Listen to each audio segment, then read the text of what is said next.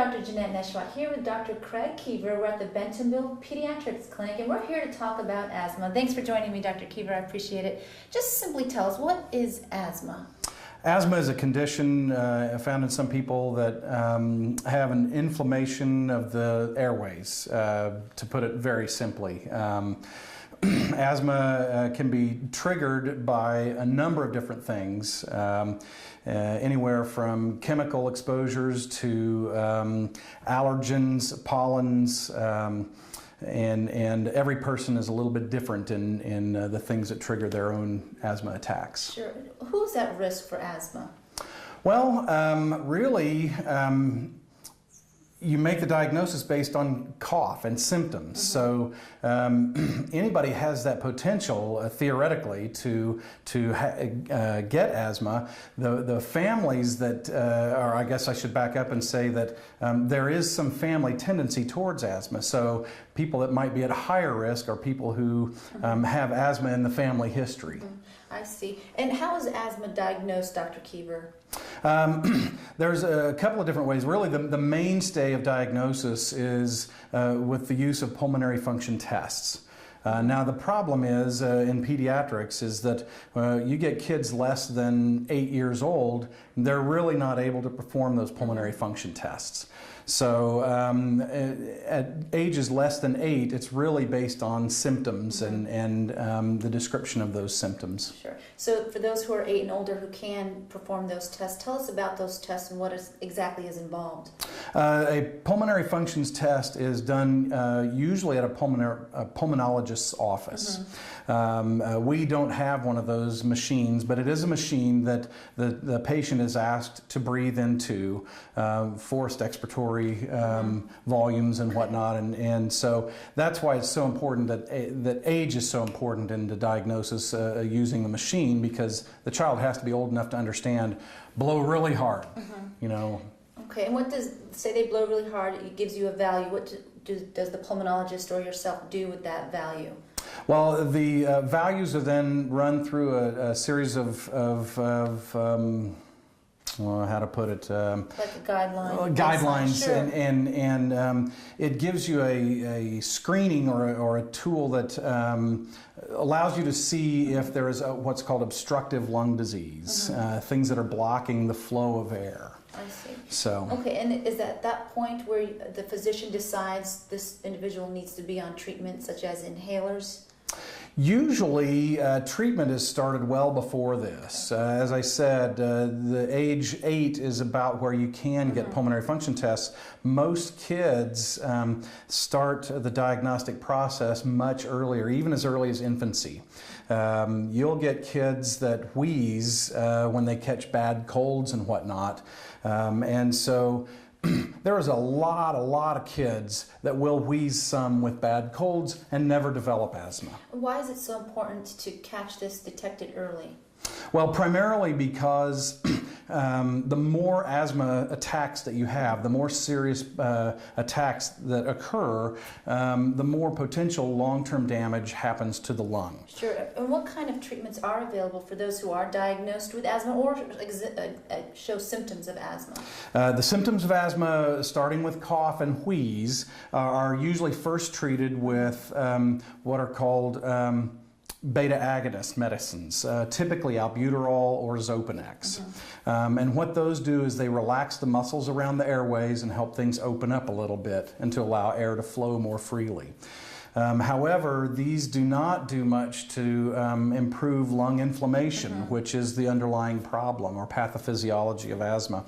And so when a child has demonstrated that they have recurrent wheezing that does respond to a beta agonist, then we move on to a next line of medications, typically in the form of inhaled steroids for long-term management. Okay, so the inhalers, the albuterol, for example, the Xopenex that you mentioned, those would be considered short-term, short-acting beta agonists? That's correct. The short-acting beta agonists, they're considered the rescue medicines for when a child is having an acute asthma attack, that's the medicine that you want to have. Okay. Have you ever seen a child end up needing to be on a long-acting beta agonist, or is that more of adults who have, for example, COPD or emphysema? It's probably more common with those cases. However, things like Advair has a long-acting beta agonist that is used in the stabilizing treatment to prevent attacks. And also has steroid components to help with the child. That's correct. Very good. Now, tell us about an action plan that children should always take to school with them if they have asthma and are always carrying an inhaler with them. Does that sound right to you? Yes, that's correct. The asthma action plan is typically a plan initiated for the protection of the child as well as the school. Schools will frequently send these to the physicians that are caring for these kids that have recurrent wheezing, whether or not they're diagnosed with asthma. Usually, by the time they get into school and are diagnosed with asthma, then that's what we need to have as a plan for when this child starts coughing and having problems. Do you ever have to put your children on nasal steroid inhalers? Yes, the nasal steroid inhalers are useful for controlling allergy symptoms, particularly helpful in asthma when the allergies are a trigger for their asthma problems. What about, for example, Singular and Claritin, Zyrtec? Do you find a lot of benefit with those sorts of drugs? Again, if the child's triggers are more related to allergy problems, then yes, those will help with control of the asthmatic symptoms. Smoking, Dr. Keever. Smoking is a big no-no, especially around those who have asthma. Tell us why. Well, smoking is huge. As I mentioned earlier, chemical irritants are a big problem in kids with asthma, and smoking, secondhand smoke, even if it's in the other room, because I sometimes will hear that, oh, we smoke, but it's in the back room. Well, that smoke filters out throughout the whole household, and that is an irritant to the airways and will trigger acute asthma attacks. And have you ever seen children who develop sudden death, respiratory complications? They cannot breathe, their airways close down, they collapse. I mean, would you say that can happen from irritants or from heavy exercise without the use of an inhaler prior to exercise or activity, for example? Absolutely. It's uncommon and in theory should never happen because we have the medicines available to treat. But in kids that have a history of asthma, even if it's just mild intermittent asthma, there is a risk of an acute attack severe enough to bring a child down. Okay, so for example, if a child is going to engage in physical activity, you recommend a couple of puffs of their rescue inhaler prior to activity, just depending on how mild, moderate, or severe their asthma is? I do, and it also depends on the child and how and their triggers for their asthma attacks. Some kids with asthma are not triggered by an exercise, right? But some kids clearly are. So talk about immunizations. For example, if you have asthma, you should definitely get your flu shots. And what else that's very important? Well, immunization status is important to the control of asthmatic symptoms, particularly as you mentioned the flu, that's the most common, but the whole panel is really important when you're talking about other illnesses like meningitis and the streptococcal germ and those kinds of things. So maintaining a good immune status is always important. Sure. Any cures or advances with asthma that you're aware of that you'd like to share with us? There's no, as I'm aware of, no defined cure for asthma.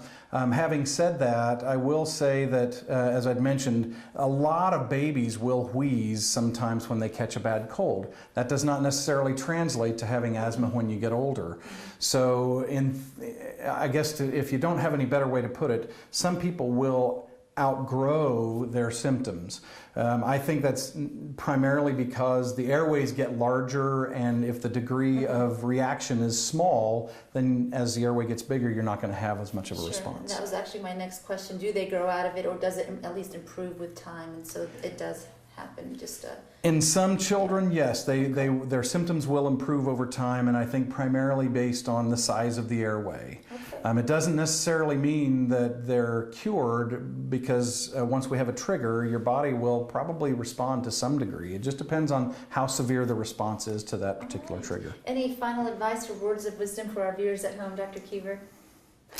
I don't think so. Just stay healthy and don't smoke. Stay healthy and don't smoke, absolutely. If someone wants to get more information about asthma, where can they get more information? From their doctors? Doctor's a good source. Okay. You can also online, the aap.org website is a very good source of information on all kinds of pediatric health problems. All right, very good. Well, thank you so much for joining us today and providing us with this valuable, helpful information. We appreciate it. Thank you. All right. Family Health Today will be back in just a moment.